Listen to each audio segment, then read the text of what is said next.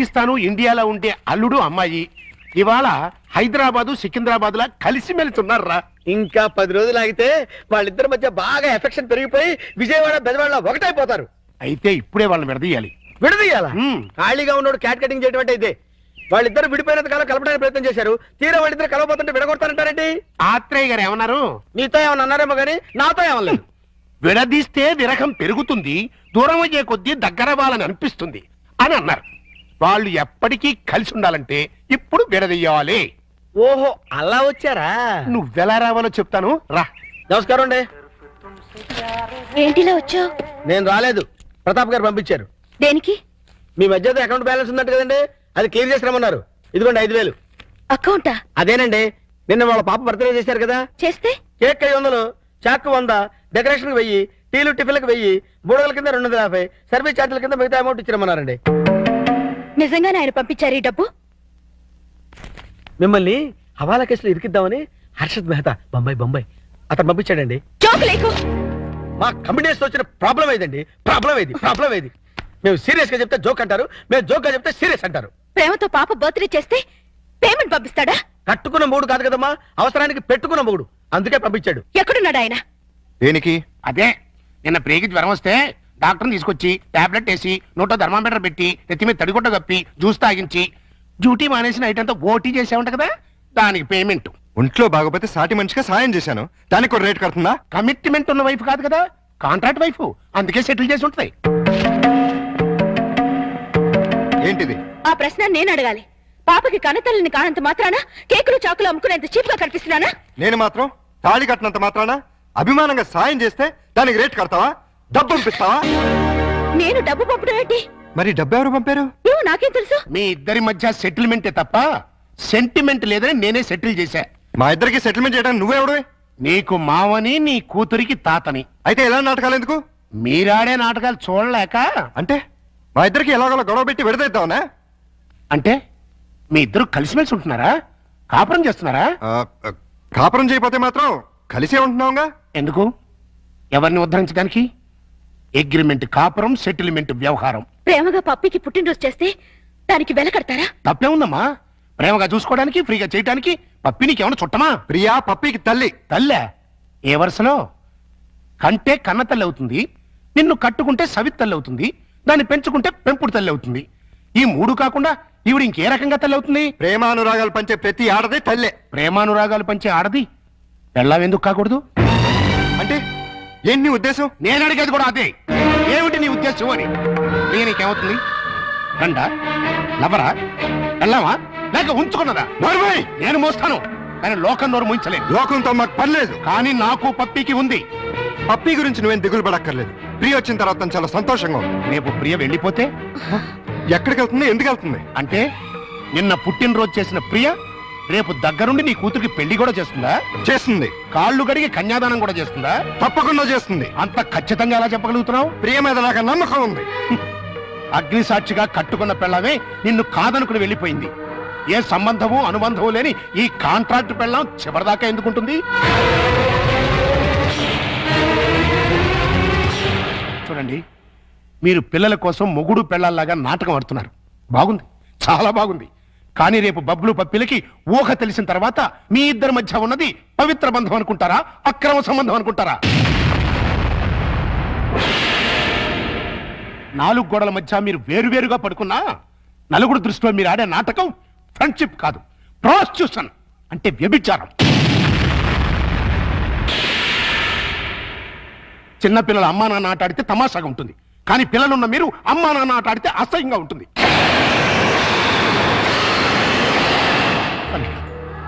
నువ్వంటే నాకెంతో ఇష్టం. ప్రియ అంటే నా కూతురు కంటే ఎక్కువ ఇష్టం. మీ ఇద్దరు పుణ్యమాని ఆ ఇద్దరు పిల్లలు తల్లి తండ్రిలే లోటు లేకుండా ఆనందంగా ఉన్నారు. ఆ ఆనందాన్ని వాళ్ళకు శాశ్వతం చేయండి. మీ అనుబంధాన్ని శాశ్వతం చేసుకోండి.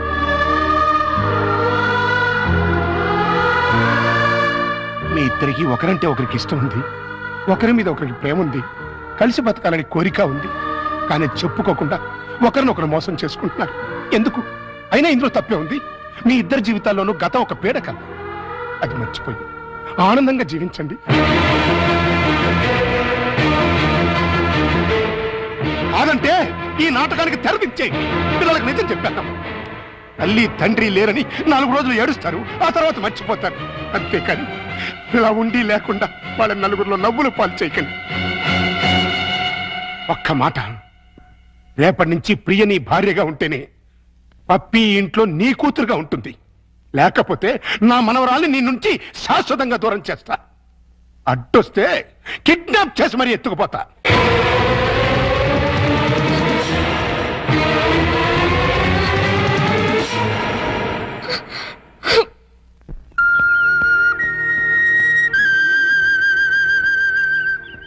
ప్రియా, ఉదయం మావయ్య ప్రవర్తన గురించి మనం బాధపడ్డాం, కానీ ఆయన అలా అంటంలో న్యాయం ఉందనిపిస్తుంది. పిల్లల కోసం అమ్మా నాన్నలుగా నటిద్దామని కమిట్ అయ్యాం, అలాగే కంటిన్యూ అవుతున్నాం. ఇద్దరం కలిసి ఒకే ఇంట్లో ఉంటున్నాం. రేపు మన ఇద్దరి మధ్య మనస్పర్ధలు వచ్చి విడిపోతే మనం ఎందుకు విడిపోతాం? భార్యాభర్తలే విడిపోతున్నారు. ఏ బంధుత్వం లేని మనం ఎందుకు విడిపోలేం? మనం ఒకరినొకరు భార్య భర్తల కన్నా ఎక్కువగా అర్థం చేసుకున్నాం. ఎలా విడిపోతాం? అంటే జీవితాంతం కలిసే ఉండగలమంటావా? ఖచ్చితంగా. అంత నమ్మకం ఉన్నప్పుడు మనం అమ్మా నాన్నలుగానే ఎందుకు ఉండాలి? భార్యాభర్తలు ఎందుకు కాకూడదు? నువ్వు పప్పీకి మంచి తల్లిగానే కాదు, నాకు మంచి భార్య కాగలవు. నీకు నా మీద అలాంటి అభిప్రాయం ఉంటే మన ఇద్దరం పెళ్లి చేసుకుందాం. ఆలోచించు, బాగా ఆలోచించు. నీకు ఇష్టమైతే సాయంత్రం నేను ఆఫీస్ నుంచి వచ్చేసరికి ఈ చీర కట్టుకో. లేదంటే పిల్లలకు నిజం చెప్పేసి మన ఇద్దరం మంచి ఫ్రెండ్స్ గానే విడిపోతాం.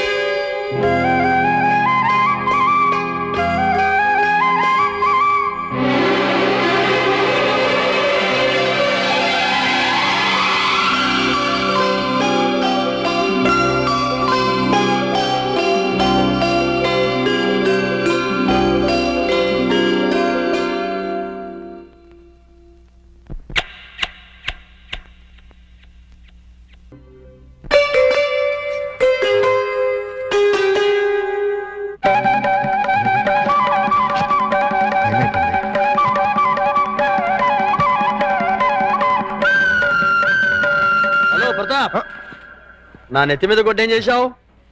మీ పేరు మార్చేసి ఓహో టీవీ వాడికి అమ్మేశాను. అదేంటయ్యా, అది వాళ్ళు తీసేసుకుని వేసేసుకుంటే వాళ్ళ పాపులారిటీ పెరిగిపోదు. చస్తే పెరగదు, ఉన్న పాపులారిటీ ఊడి మూత పడుతుంది.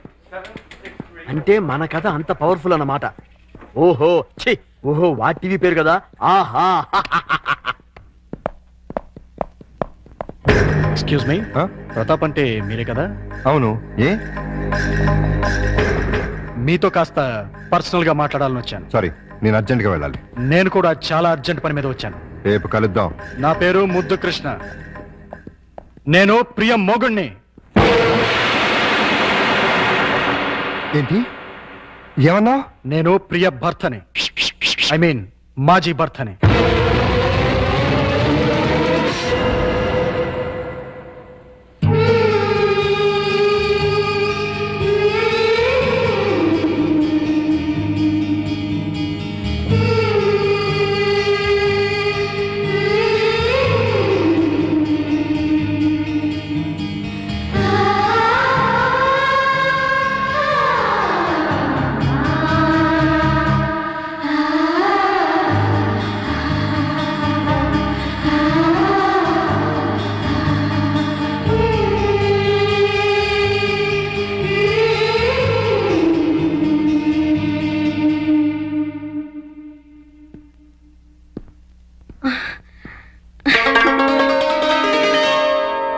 ఐదు గంటలకు వస్తానని చెప్పి ఇప్పుడా రావటం?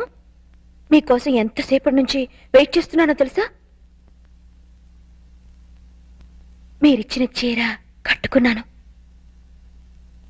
క్షమించు ప్రియా, అనుకోకుండా ఒక ప్రాబ్లం వచ్చింది. ఏంటి? నా మాజీ భార్య తిరిగి వచ్చింది.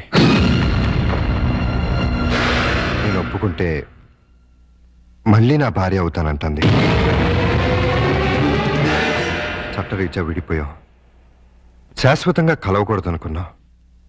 కానీ ఇప్పుడు తిరిగి నా జీవితంలోకి రమ్మనాలా బొమ్మనాలా ఏం చేయాలో అర్థం కావట్లేదు.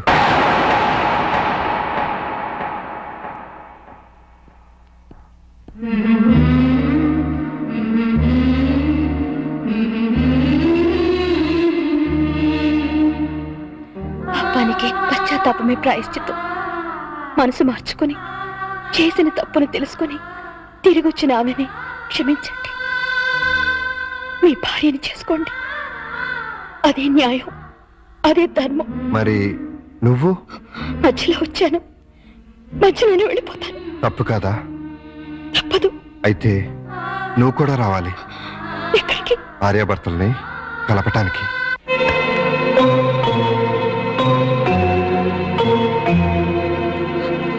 వెల్కమ్ ప్రియా.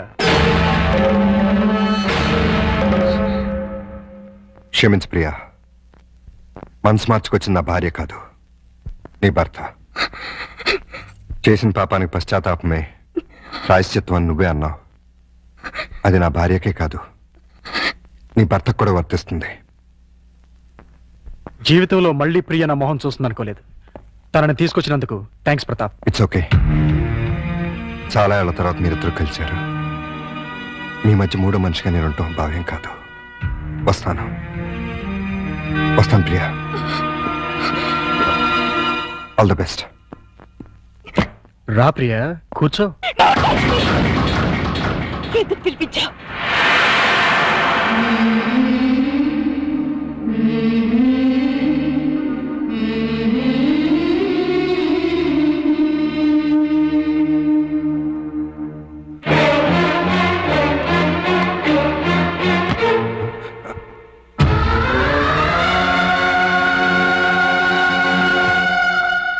ప్రియా,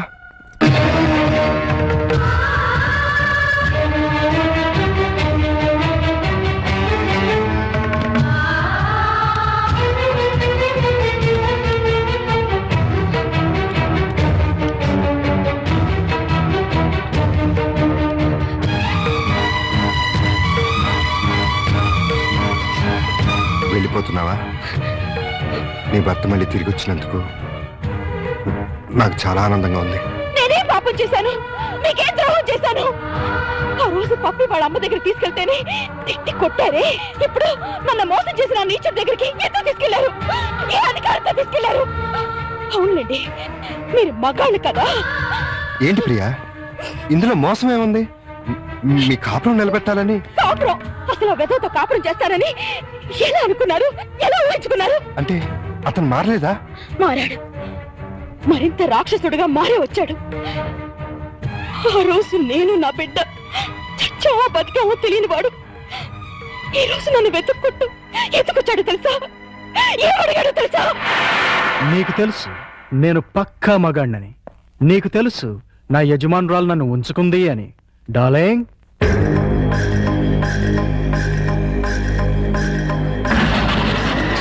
నీకు తెలియదు కదూ, ఆవిడే ఈవిడే. నీకు తెలియంది ఇంకొకటి ఉంది.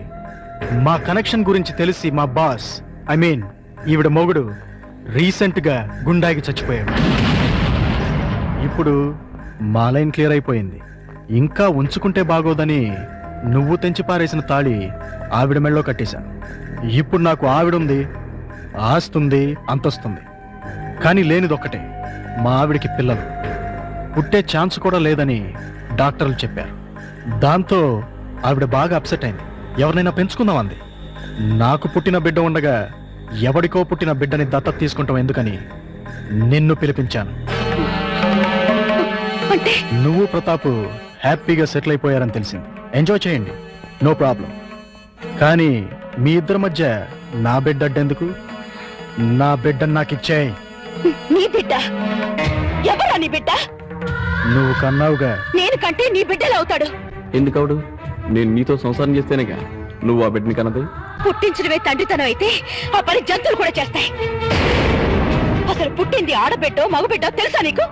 ఆ బిడ్డని ఎప్పుడైనా చూసావా? కనీసం ఆ బిడ్డ ఎలా ఉంది అని తెలుసుకున్నావా? స్పీచ్లొద్దు. నా బిడ్డ నాకు కావాలి. ఇస్తావా ఇవ్వవా? నవమాసాలు మోసి కనిపించింది నీలాంటి పసవుకి ఇవ్వటానికి కాదు. కావాలంటే డబ్బు పడేస్తాం. చీనోర్మి, డబ్బు పడేస్తే ఉంచుకోవడానికి రంకు మొగుళ్ళు దొరుకుతారు గాని పెంచుకోవడానికి బిడ్డలు దొరకరు. నన్నేమన్నాను ఊరుకుంటాను. నా రిజర్వ్ బ్యాంక్ అన్నావంటే చీరేస్తాను. మర్యాదగా వెళ్ళి నా బిడ్డ నాకు తీసుకొచ్చి అప్పగించు.